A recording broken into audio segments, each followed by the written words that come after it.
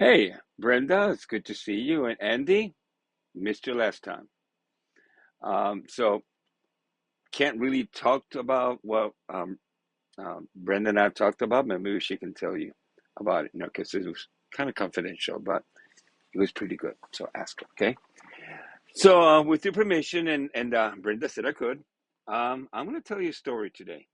I wasn't there when the two of you met, but I'm pretty sure that this is what happened. Andy, when you met Brenda, um, and you were struck by her, you saw, you found this door that you had never seen before. And in it, it said Brenda's Appreciation Room. So you thought that was kind of weird. And so you reached to the doorknob and you tried it and it was unlocked.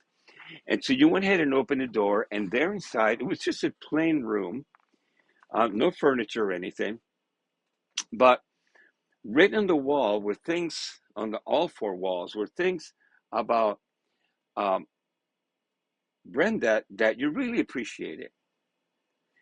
And you started looking about around, you were saying, wow, that's true. That I really like that about her. And oh, that really reaches my heart. Now that's my favorite thing about her. And yeah, that's pretty cool. And so you would spend a lot of time in that room, just kind of looking at all the things about Brenda that you appreciated. And you would just filling your mind and your heart with all those Brenda thoughts, and getting more and more, growing more and more fond of her. Now, at the same time, Brenda, you found a door, and the door said, Andy's Appreciation Room. You'd never seen it before. You tried the doorknob, it was unlocked. You open it, and inside was just a regular room, four walls, and written on the walls were things about Andy that you appreciated. And so you started spending a lot of time in that room looking at oh, really like about him. And that's what I like the most. And that was the first thing I noticed about him. And I really appreciate that thing about him. And so you started spending a lot of time um, in that room, growing fonder and fonder of Andy. And so, as the two of you started spending time in those rooms, and eventually, Andy, you started, showering and shaving and wearing your best to spend as much time as you could. And of course, Brenda, you were again spending as much time as you could in Andy's appreciation room. Until one day, Andy, you said, I love all of those qualities about Brenda, and that is the woman I want to spend the rest of my life with. And Brenda, you did the same thing with Andy. You looked at all those things and you said, and by the way, all those things were true about Andy, like all those things were true about Brenda, and you fell in love with that, and he's like, oh, I want to spend the rest of my life with this man. And so I'm hoping that he proposes to me. And so Andy did. And the two of you got married. What you didn't know is that shortly after that, something interesting happened. And as you were going to the appreciation room, you noticed that just across the hallway from the appreciation room was another door that you never noticed before. And you approached the door, uh, Brenda, and Brenda, the door said, Andy's depreciation room. It looked just like the other one. You, out of curiosity, you turned the doorknob, and it did turn. It was unlocked. And you went inside, and there was just a plain room with four walls, but written on the walls, all over the walls, were things about Andy, that you didn't appreciate. Really don't like it when he does that. And that creeps me out. And you, and I don't even want to look at that. And around the same time, Andy, you saw a door just across the hallway from Brenda's appreciation room. And it said Brenda's depreciation room. You tried the doorknob and you opened it up, and there it was, just a plain room, and written on the walls were things about Brenda that you didn't appreciate very much, like that.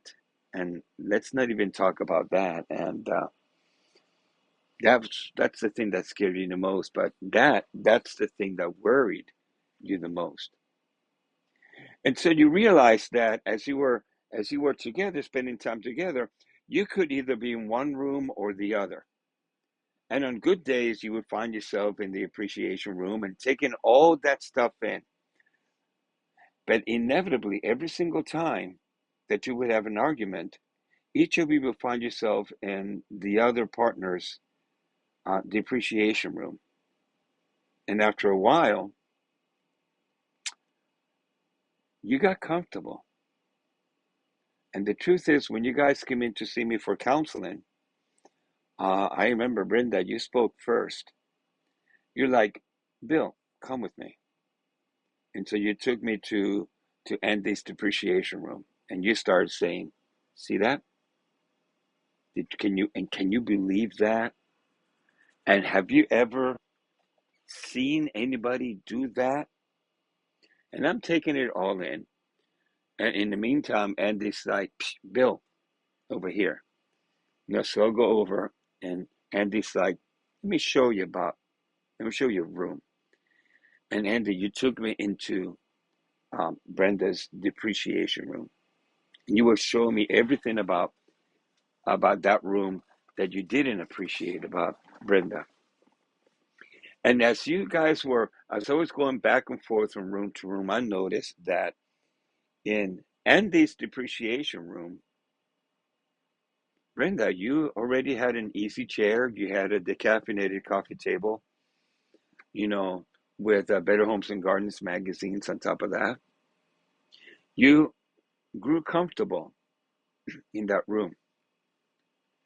And I noticed, Andy, that when I would go into Brenda's depreciation room, you already had your lazy boy there and your little refrigerator, with RC colas and moon pies.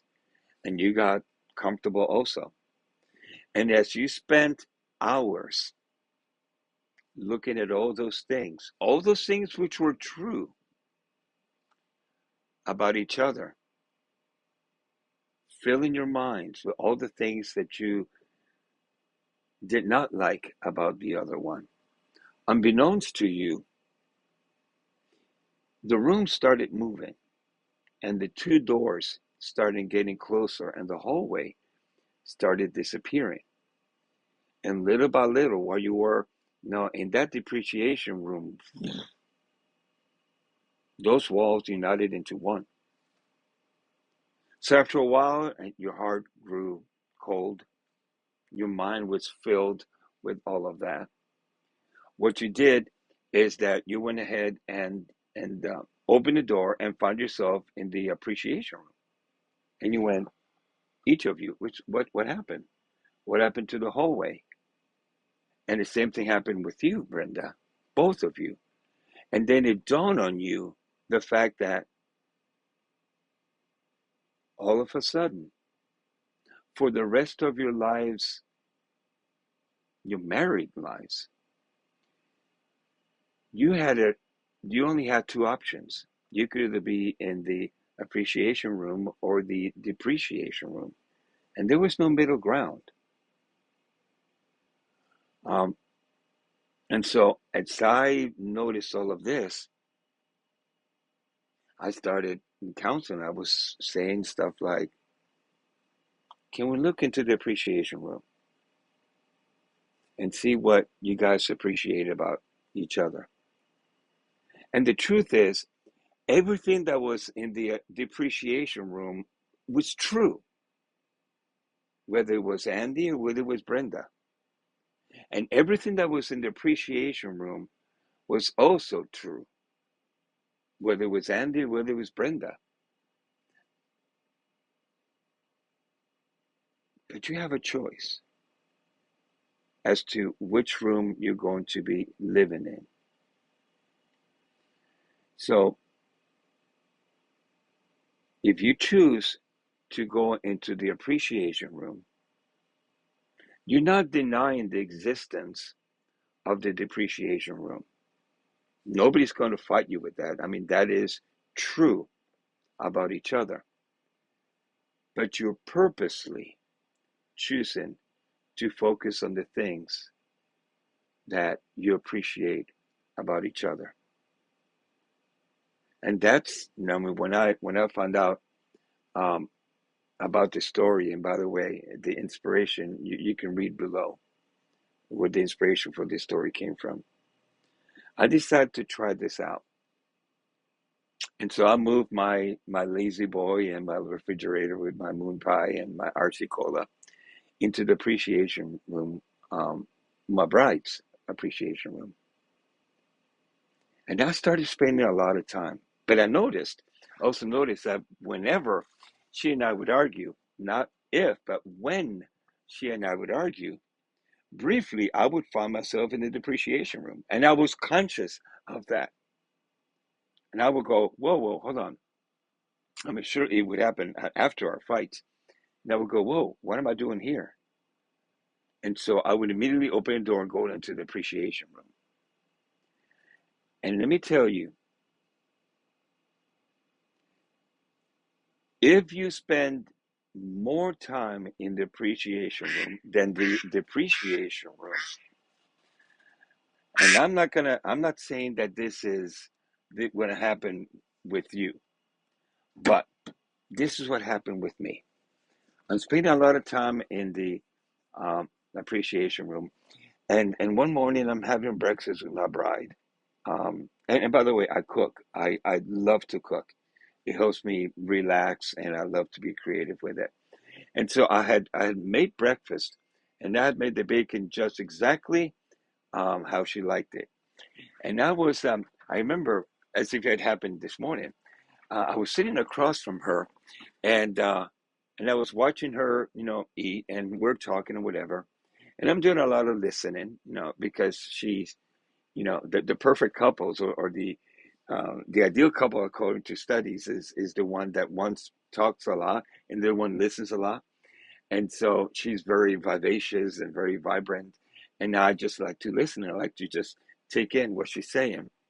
And I remember that as she's eating, I'm noticing that the tip of her nose was kind of like going in and out, in and out, in and out like that.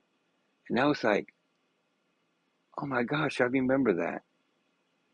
That when we were dating, I noticed that about her, and I loved that because I had never seen that before. And as she eating her food, you know, and and and I was talking or whatever, she would eat the food and she would go, hmm.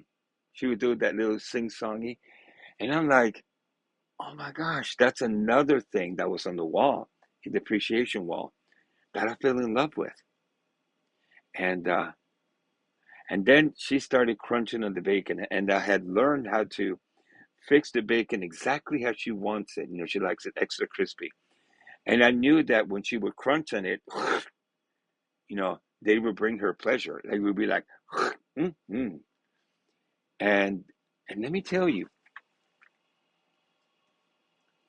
and this is completely out of the blue, completely by surprise.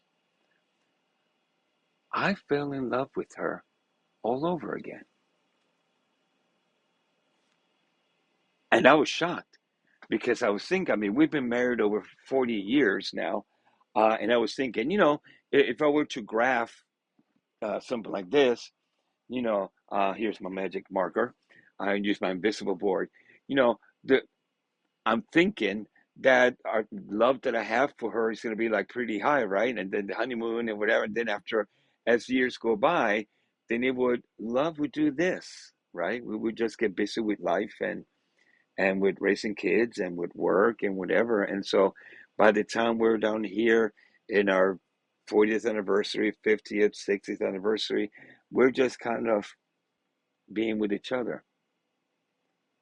But I'm telling you, if you were to graph that, what I found that day is that it was here and then it did this and then it went again. And it completely took me by surprise. I fell in love with her all over again just by focusing on the things about her that I appreciated. Again, not denying the other room doesn't exist, but purposely choosing to be in the appreciation room. So I'm not making any guarantees. I'm not making any promises. But if that happened to me, and sometimes I'm like down here, and when I come to, I'm like, whoa, I need to go back to the appreciation room, and I do that. I literally have very deep and tender feelings towards my bride. So I'm taking a lot of your time, and so homework assignment, if we wish to do so, um, wherever room you have your furniture in, and if it's in the depreciation room, um, and as your therapist, I can say that. I can say this. Stop it. You know, if you need help moving the furniture out of that room and into the next room, hopefully it'll fit through the door. Uh, I'm sure it will. If not, we'll just ram it. Um, but I will help you move that furniture into the next room. Park here. Park it here. Hang your hat here. Hang your coat here. Live here. And pray for the things here. Pray for grace over the things that are in this room. And if you ever find yourself in that room, you know, the sooner you think about it, go ahead and move back into the appreciation room. So try that out and hope, well, yeah, I do hope that it works for you. And so we'll see you next time. Take care.